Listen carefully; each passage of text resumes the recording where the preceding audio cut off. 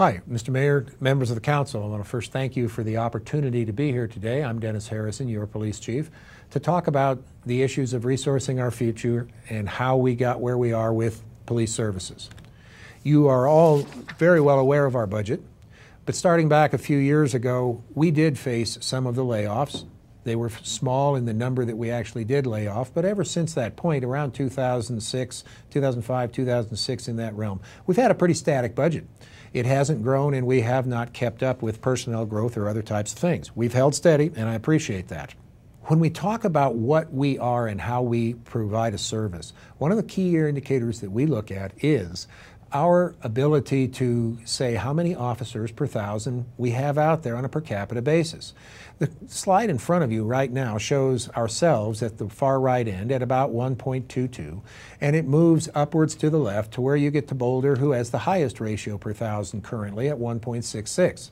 It's important to add that the average, even if we were to get the 20 more patrol officers, will leave us at about 1.48 per thousand, and that would put us still below the 3 on the far left. That's not troubling to me that we are not on top. I don't think we need to be. I think this was a figure that was arrived at both by we in the police department many years ago when we approached the then council about where we needed to be, and has been by scientific method, great analysis. The Police Executive Research Forum has also looked at this and said that's where we need to be able to provide a proactive service to our community. The next slide talks to you about or expresses the ability of us to respond to emergency calls. And on its face, this is a great slide because we're right in the middle and our response time is not deficient.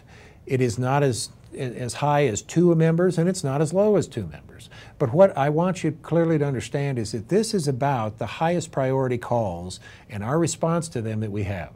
The importance of that is how fast can we get to those that are either not absolutely true emergencies, but emergent or urgent, a little more urgent, or routine. Those are the areas where getting there still matters and how long people have to wait. Party calls is a great example. When we're very busy, we can always break someone from another call to go handle a true emergency. Can always do that. And we always have been able to do that. But getting to those other calls in a timely fashion can be very difficult. And in fact, we hear it every year about how long it takes us to get to some of those less important calls, only from the standpoint of priority. You all at the retreat were very well aware of our issue with overtime. As I recall you back to the first slide, that per capita staffing matters a lot when you talk about maintaining minimum staffing levels, both in officers and in dispatch. Community events and our ability to police them and have that presence. Crime investigations. This past year we generally would have worked about 4 fatal crashes. Tragically, we worked 11, and those all take hundreds of hours. So as you can see, there's a fluctuation in the hours, but not a major fluctuation in the hours that we've put in the 35,000, 32,000, 34,000 over the years. It stays in about that same region. This also ties into our ability to have enough staffing not to have to pay overtime when someone can't be there or is off for vacation. The staffing study I've spoken about on a couple of occasions already was the Police Executive Research Forum. They are a think tank out of Washington, D.C. They do nothing but police studies and police statistical information, police research across all the broad spectrum of policing. We did do this study initially on 2005 and 06 data. It was updated again on 07 and 08, which we've gotten in 09. And you have that and been given the information on that. And it's also voluminous, but it tells you how we arrived at these numbers and how they did. This slide is what they looked at, and we have modified slightly just for its ease. And on the far left, you see the type of description of what these numbers actually mean. The 2 bottom rows of average percent of time consumed by calls for service and directed activities is time that our officers are not available to do proactive work. They're not available to be in the neighborhoods doing neighborhood traffic enforcement, dealing with some of the rental issues, dealing with other issues with kids and with parents who need help, with neighbors who can't get along. The types of issues that when left unchecked certainly make discomfort and apprehension. Visible signs of disorder is how it's classed. Currently, we're doing somewhere around 70% of our time is already committed. The 31%, as you see down there in the middle column, that we're available, I would stress to you to please understand, that is not available time like 3 hours out of a 10-hour day, a third, is available at one block of time. That's the important part. These are snippets of time throughout an officer's entire day. So he may or she may have 10, 15, 20 minutes at a time, half an hour at a time, something like that, may have an hour at a time. But when usually they have that time allocation, we have them doing something that's up in that 70% range, doing investigations. This agency is very good at keeping criminal investigations also at the patrol level, something we are having to look at whether we can afford to continue that owing to our staffing and how that works to the benefit of the citizen. It does because the officers that are there are much better trained. They know what they're doing. They know how to investigate crime, what evidence to look for, those types of things.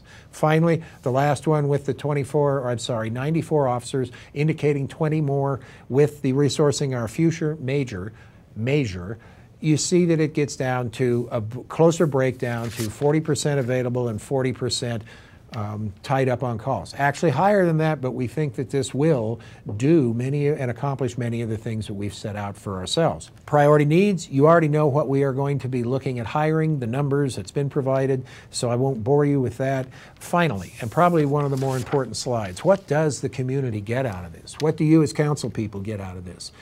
The reality of it is, it's more involvement between ourselves and our community. We're in the neighborhoods more. We can deal proactively with issues that are in neighborhoods. That's what directly the citizen will see. Not in a police state, because as you saw from the second slide roughly, where you talk about our per capita, we're still way below what other areas are. I don't want to live in a police state any more than you do. So you get more involvement, a resource of the police, not just an enforcement tool. Party, noise enforcement, larger police presence downtown. We're currently working a deal with the DDA, Downtown Development Authority, where we've put a little bit more presence down during days in the Old Town area, and we'll monitor how that goes. But this also can help that. Increased traffic. Always one of the issues that we get is traffic enforcement. Why aren't you in my neighborhood? Why aren't you here? We do what we can. This will allow us to do more of that, more directed on those areas where there's a problem. Shorter response times. Yes, I think that we will get shorter response times as we're able to deploy more, as we're able to staff better, and we'll do it more efficiently and more effectively because we won't be paying as much overtime as you've seen for show up, for filling in, to keep staff minimums. Shorter investigation turnarounds, as I said, also cases that we haven't investigated or we don't have the time to totally investigate, and they aren't serious, but more investigations, looking at different trend data so that we know how crime is actually fully rolling out there. We do a good job now, but we will do much, much better, and I think we're getting to that point where if we don't do something with this, we're going to have to restructure the police services area to show what investigations we can and cannot take, whether we keep those out in the car, because it's becoming important. We must put a greater presence in the neighborhood. I genuinely believe we can't do all that we would be expected to do without being able to have this increase, but I also realize that we serve the community. This is not to just grow the department. This truly is making us a resource, not just an enforcement tool, making us somebody that the community can turn to for any question, and that we can answer those issues, even if enforcement is not what is necessary. We don't want to be just an occupying force. We need to be part of this community. This will give us a better opportunity to do that. I thank you for your time. I look forward to Tuesday night.